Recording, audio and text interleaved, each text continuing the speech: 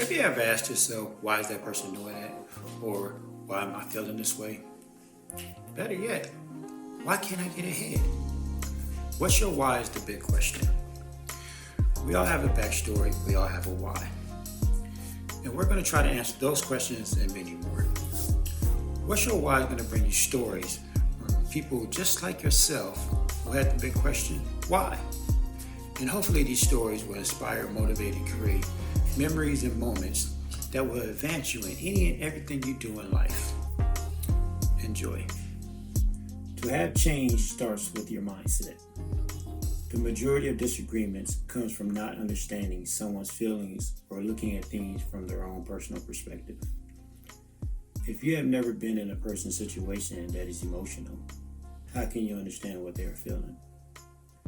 We often say, well, if I was in that situation, or if that was me. But the truth of the matter is, we will never know until we are put in that situation how that person actually feels. Even in that instant, you will have a different feeling because we all feel different. If a parent lost a child, and you have never lost a child or even had a child, how can you understand what they are feeling? If you have never been affected by racism, how can you understand someone else's feelings that has? We all want change. We all want a better life for ourselves and our families.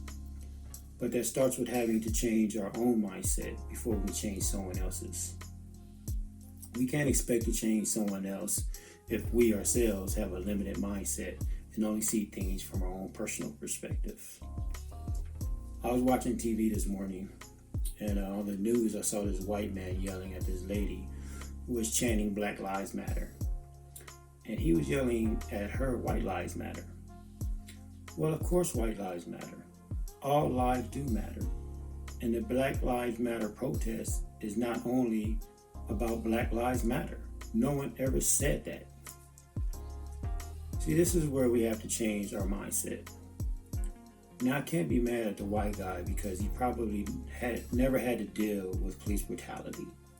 So he doesn't understand how this lady chanting Black Lives Matter is really feeling, because there is no way he can feel that pain she is going through. So instead of yelling back at her with White Lives Matter, he should try to have empathy and look at it from her perspective and not his own personal perspective. When someone yells out, "fuck the police," try to understand why and where that pain is coming from. Let me say this. All police are not bad. We know this. There's bad apples in every bunch. We know this.